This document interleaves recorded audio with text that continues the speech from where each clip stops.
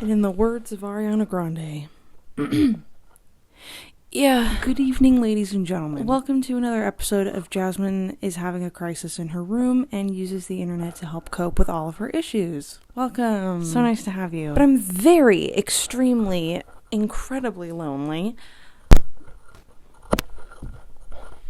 Fuck me. And I would like to talk to somebody. Also, please pardon the partial nudity. This is what we're dealing with today, and this is just what you're gonna get. Okay? Let's address the elephant in the room, the Olympics. Okay? The Olympics, as we all know, are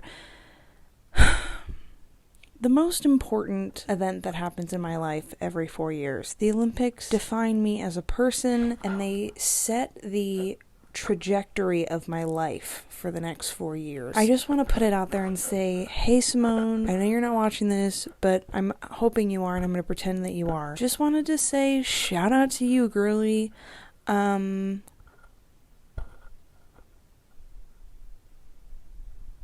doing amazing. Here's a fun thing that happened to me today. Step 1, I woke up. Step 2, I ate a bagel. We'll get back to that. Step 3, I went back to sleep. Step 4, I had acupuncture.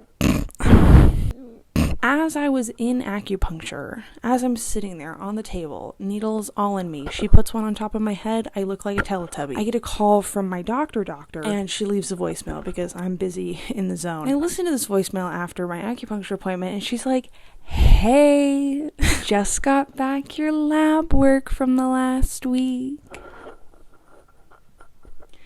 Your iron is really low and I'm scared for you. Your iron's at an 8.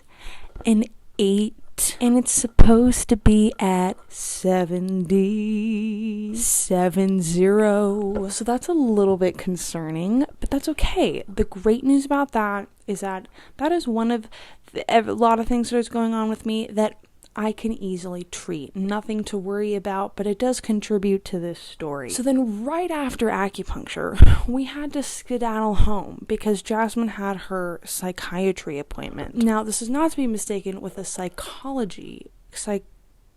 a psychologist appointment. I wasn't meeting with my therapist. We love her. She's on vacation right now. I hope she's having a wonderful time on vacation. But this was talking to my psychiatrist. So if you don't know the difference, a psychologist is like your traditional therapist, right? The person you talk to. And your psychiatrist is, sometimes they can do talk therapy, but most of the time they're just that person who prescribes you your medications, makes sure that they're giving you the right medication based on what you're going through in your body and whatever. So I had a meeting with her, and let me just cut right to the chase. I want a new psychiatrist immediately. This woman, well, first of all, I had to get a new psychiatrist when I moved.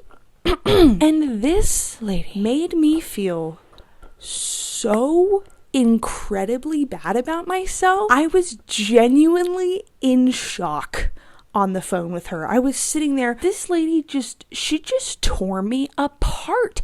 And I was like, basically, I get on the phone with her and she's just like, how are you doing? And I'm like, not too great. I'm really lonely.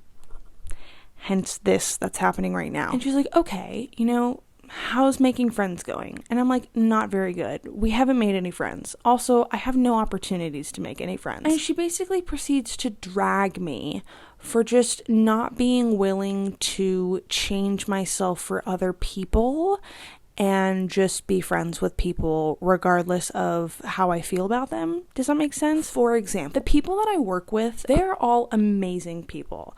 Like, I could not be more lucky to work with such wonderful people. They're all so nice. We have great conversations at work. I think they're wonderful people. However, I don't think they would want me as their friend outside of work, if that makes sense. Like, a lot of them, they like go out and like party and stuff, and I'm just like, the party scene just isn't for Jasmine. It's just not my vibe. It's just not where I'm meant to be, and that's totally fine. The parties are they're a little bit overwhelming to me. They make me really anxious. I'm not comfortable with partaking in like illegal activities, so I'm just kind of like, I'll hold off. And I've never really been to like a party. I just like It's just not my scene. But it is a scene for a lot of other people, and like there's absolutely nothing wrong with that. It's just like potato. Some people like potatoes, some people don't, and that's just that. Some people like parties, some people don't. Whatever. But this lady on the phone, she goes, by the end of our conversation, she goes, well, sounds like you need to just invite yourself to one of these parties, and sounds like you need to go. And I was like,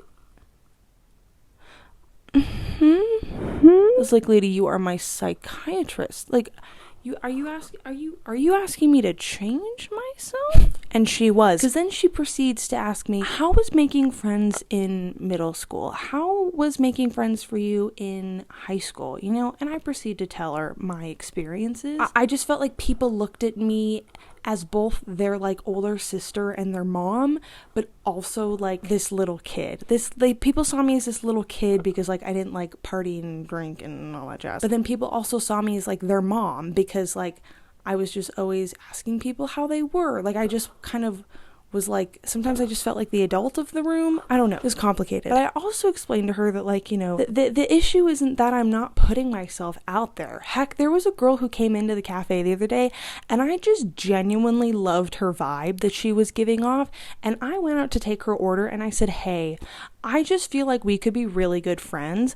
I'm going to give you my phone number. Like, I was not scared to do that, okay? I love talking to people. I'm also not afraid to wear bright colors and be myself and cry on the internet and talk about things that nobody else talks about, like mental health stuff. I feel like I'm a very open person. And my psychiatrist essentially tells me, she's like, well, sounds like you're just kind of this robot that goes around and people are just really intimidated by you and how you just wear bright colors and you have it all together and nobody can relate to that because it sounds like you don't struggle at all and nobody can relate to you and therefore nobody wants to be your friend. I said,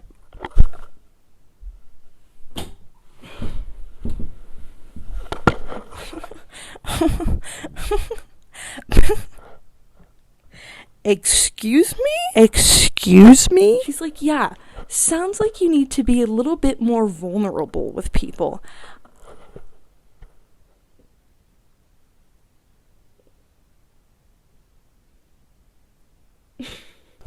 Yeah, you're right. You know what I should start doing? I should start making YouTube videos where I cry in my car about various things and make videos because I want to talk to the world about all of my problems. You know what? Maybe I should do that. I should start doing that. Maybe that would make me more vulnerable.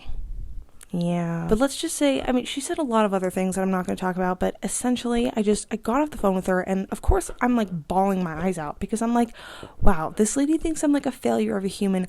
Obviously she doesn't know the whole picture, right? If I would have been talking to my therapist, she would have understood because that lady knows every inch and ounce and corner of my entire life. So obviously this lady just didn't have the full picture. She's new, whatever. But still I was like, she just made me feel really bad about myself. Well, that's what happened to me today. Yeah.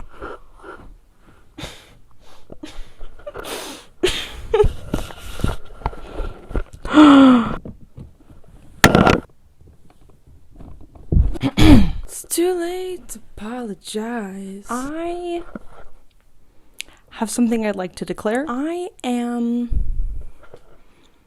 done with the internet. Okay, hold on. I am just 100% not a fan of the internet anymore. Every time I watch like a new YouTuber, I'm like, this again. And that sounds bad. It's just like every time I watch a YouTube video, I'm like, guys, when can we just break away from the typical YouTube format? When are we gonna do it? Come on, guys. I don't enjoy consuming YouTube content anymore. Plain and simple. I think about you. So Allison and I, we have this thing called New Girl Night, where essentially we FaceTime each other and we watch New Girl at the same time. Last night we were having New Girl Night. It was a great time. Anyways, we were watching the episode where Schmidt and Cece have their like bachelor and bachelorette parties, and I don't remember the context of the joke or anything, but I just remember Schmidt saying, nobody likes beans. Beans are just soggy nuts. Right. Now, I've been thinking about this joke for the last 48 hours. And you know what? I disagree. I don't think beans are soggy nuts. I think beans are beans. You chew into a nut. You take a bite, you make a cross-section cut into a cashew. That textural experience is much different than the textural experience if you were to make a chomp into, let's say, a black bean or a cannellini bean. With beans, the outer shell is more like a sack, right? The beans have a sack to them, almost like a blueberry, right? You bite into the bean, and on the inside we have almost like a grainy goo. Right. But see, you bite into the nut. You bite into a almond. The outer layer of the almond, the skin of the almond, it's not called the sack of an almond. It's called the skin of an almond. It's not called the skin of a bean.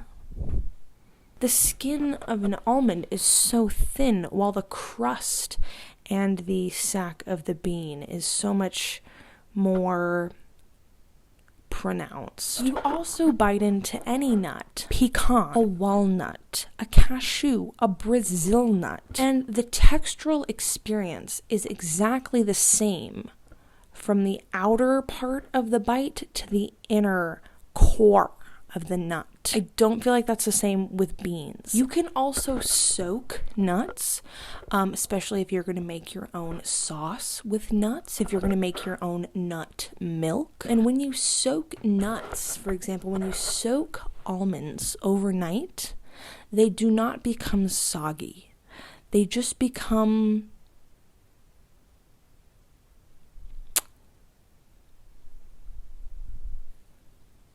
almost stale. Yeah, it's like eating stale popcorn but it's a stale nut. But you cook beans, you soak beans, and those babies could be Hulk smashed. Those babies, it's like killing a mosquito that's on the wall, right? You just tap that thing and it's dead. So to the writers of New Girl, I disagree.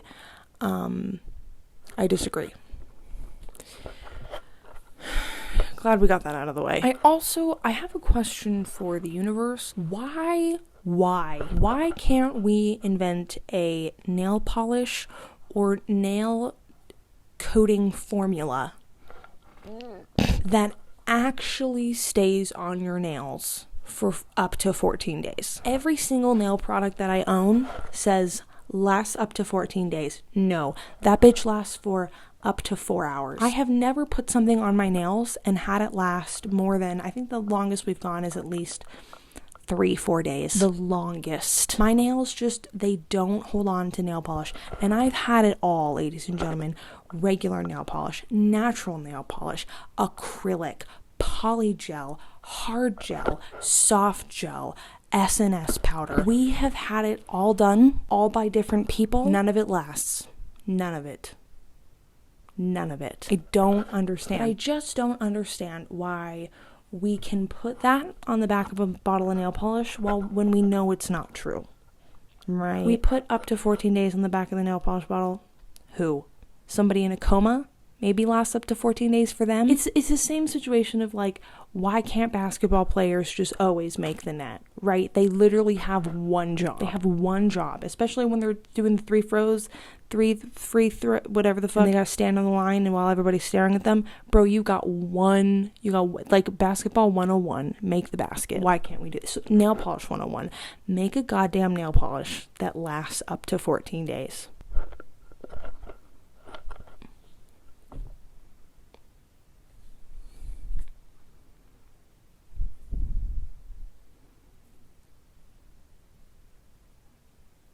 It's not that hard. I need to shower. Everybody's waiting for you to break out. Everybody's watching. See the fallout. Even when you're sleeping. Keep your eyes open. Thank you. How often is too often to to wear my overalls. I think I am the only 19-year-old in the entire world with hair on their foot, on the top of their foot and the tops of their toes. It is awful. I hate it. I am somebody who chooses to remove their body hair. I have never seen, like, okay, because we all have those days where, like, we don't shave our legs. I mean, I'm not that person who shaves their legs, like, every time they shower. I know people like that, and I'm like, how do you still have skin? So obviously after a couple days, like, if you were to, like, get close to my legs, right, if you were to bend down to pick up the pin that you dropped, you'd be like, oh, there's a little bit of, you know,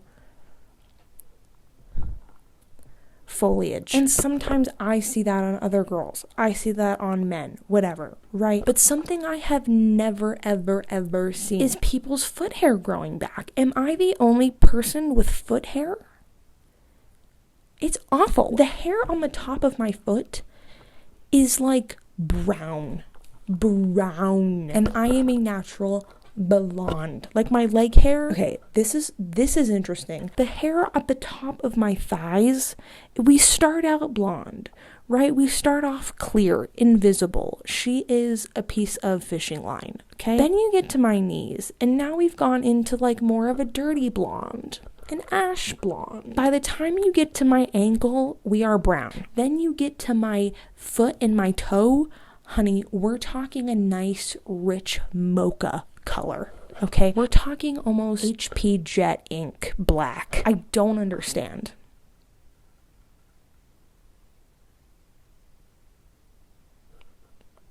And I'm upset. That's the other thing, is my foot, I have like really bony feet, as most people do. My feet are particularly bony. And so right where the hair grows is right on like the hump of like my foot. Like if you were to draw a straight line down from my big toe, I feel like it's weird if I like showed you my foot right now, because we've been talking about my feet and I feel like it'd be weird if I showed you. Anyways, so it's so bony, so whenever I shave there, I end up cutting myself, but I can't deal with the hair to get long enough to wax it.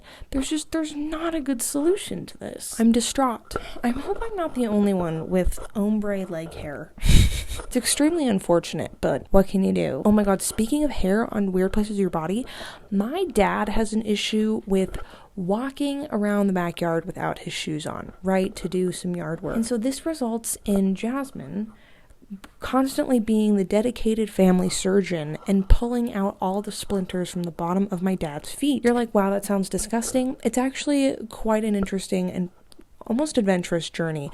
I love pulling out splinters. If you have a splinter and you do not tell me about it, I will proceed to be mad at you. No matter how big, no matter how small. I am the splinter gal. Anyway, so one time, my dad was swimming. He's like, Jasmine, I feel something on the bottom of my foot. I think it's really deep in there. You're going to have to dig for it. And I'm like, okay. So I get all my supplies, right? And I am digging and digging and digging in my dad's foot. And he's like, I feel it. I feel something. I feel something in there. I know there's something in there. I'm like, Dad, we're getting into dangerous territory, right? I mean, I've got my sanitizer out. I've got everything out. But there is blood. It is not cute. Next thing you know, do you know what I pull out of the bottom of my dad's toe? Viewer discretion is advised. I pull out of my dad's toe pad a piece of hair. Pulls that baby out. The piece of hair is maybe like that long. And it was deep in his toe. Deep in there. America explained. This happened maybe a year ago, and I still think about it to this day. It still keeps me up at night, thinking about that time that I pulled out a hair from like the root. Like there was a follicle on that baby from the bottom of my dad's foot.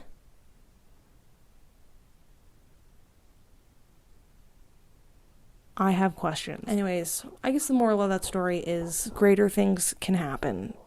Whatever. You may have an ingrown hair on the bottom of your foot and you might not know it. Peace, love, and happiness. Live, laugh, love.